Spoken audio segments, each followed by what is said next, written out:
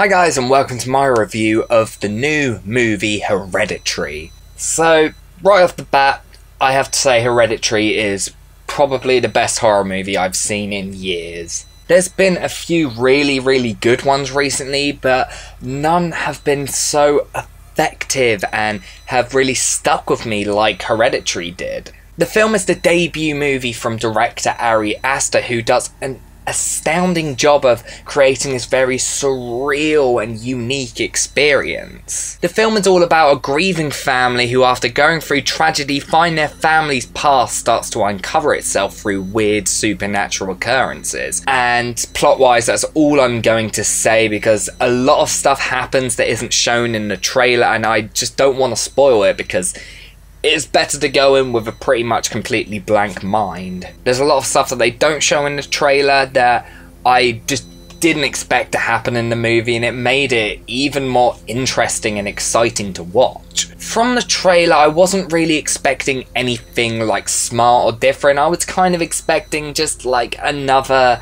like The Conjuring or Insidious movie, just one of those big blockbuster horror movies that, although are fun and have some really good moments, are mostly they're just blockbuster popcorn flicks. Nothing groundbreaking or different, but you know, not awful and somewhat interesting and fun. But this film actually completely subverts these expectations and creates this very unique film that twists genre cliches, and it creates this very tense slow burner of a movie. It's one that grips under your skin and sticks with you until the very end. The film isn't full of jump scares or gore, any of the usual crap that you'd expect to see from a modern horror movie. It's instead a very atmospheric movie that creates its scares through the fantastic, creepy visuals, incredible acting, and very subtle, pulsating soundtrack. Aster throws in these almost Lynchian, unsettling, and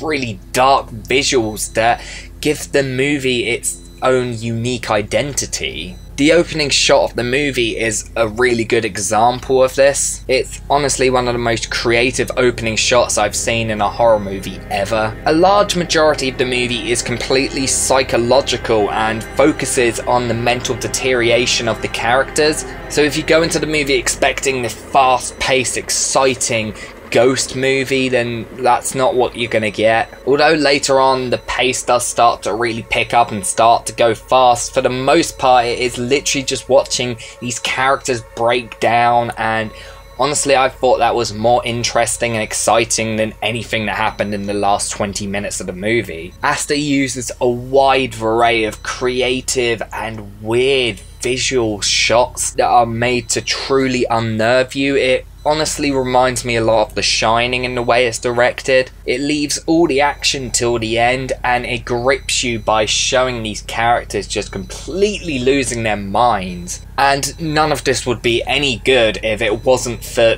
the incredible acting in the movie. Toni Collette's performance is just absolutely incredible. I've seen a lot of people saying that it's like Oscar-worthy performance, and yeah, I could definitely see that. I don't think it will win anything, but it deserves something because she just completely steals the show in the movie. Her performance makes honestly the slowest moments of the movie constantly gripping and exciting to watch. Millie Shapiro does a really good job as well, even if I did think she wasn't really utilised as well as she could be. I expected she'd have this huge role in the movie, but she doesn't actually end up being that prominent, which was a bit of a shock. But the scenes she is in, she is really good. If there's one actor who I thought kind of brought things down a little bit, it was Alex Wolff. His performance is kind of all over the place in the movie. There's moments where he actually does a really good job, and then there's other moments where he is pretty much just flat out terrible. Like, any moment where the character cries is some of the worst moments in the movie. Like, his crying is so painfully fake that it really took me out of a lot of moments in the movie. It just isn't real in the slightest. It's like what you do when you're pretending to cry. It was really, really terrible. In fact, it was one of the many moments in the movie where the audience just completely started laughing when he cried. And one quick thing I will say, make sure you see it with an audience of people who aren't going in it expecting some really loud, fast horror movie. The people I saw it with were constantly loud, constantly complained about everything. Loads of people ended up walking out when they realised it wasn't this fast-paced, like, Insidious movie. Everyone kept saying it was a stupid movie when really it's not. It's a movie that makes you think. It is a confusing movie, yeah, but that's the point. You're supposed to leave the cinema and think about what happened, and you know, it's not supposed to be a movie that explains everything.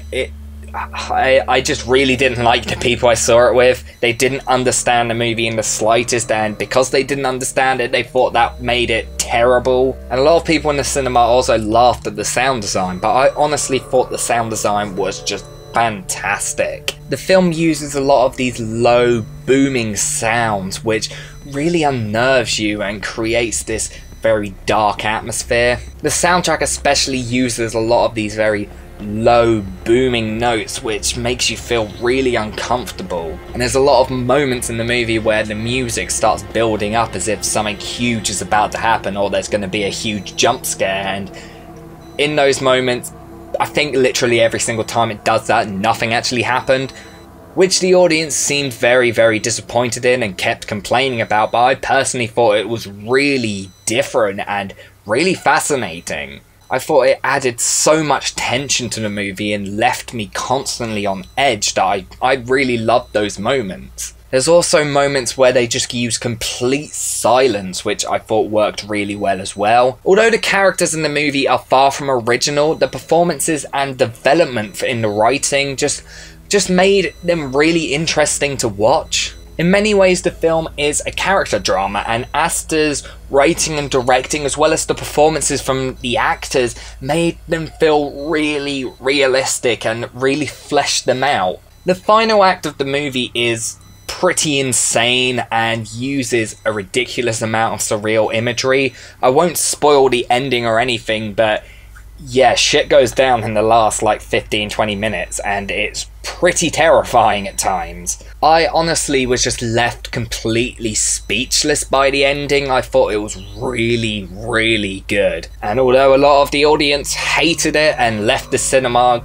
just complaining that it made no sense and that it was terrible, I just left the film just completely in love with what I just saw. This is definitely not a movie for everyone, and definitely not one where you should go in expecting a really fast-paced film full of jump scares and gore. It's a very slow, meticulous movie that gets under your skin and is made to get inside your head. It's a very slow movie, so you kind of have to be a fan of slow horror movies that take a long time to build up to anything. It reminded me a lot of The House of the Devil, which I personally really loved, and if you like that style of filmmaking, then I highly recommend this movie. For me, it was very reminiscent of classic 70s horror movies, which are honestly some of my favourites, so I just had an absolute blast with this movie. So all in all, I have to give Hereditary a 9.5 out of 10.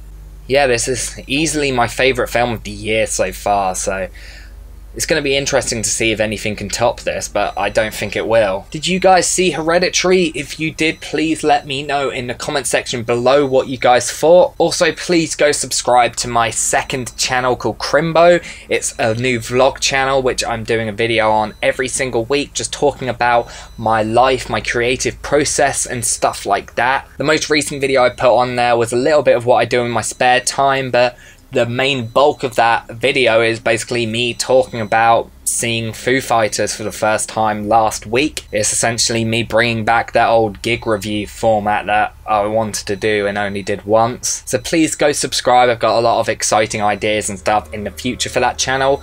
Thanks for watching, guys, and I will see you next time.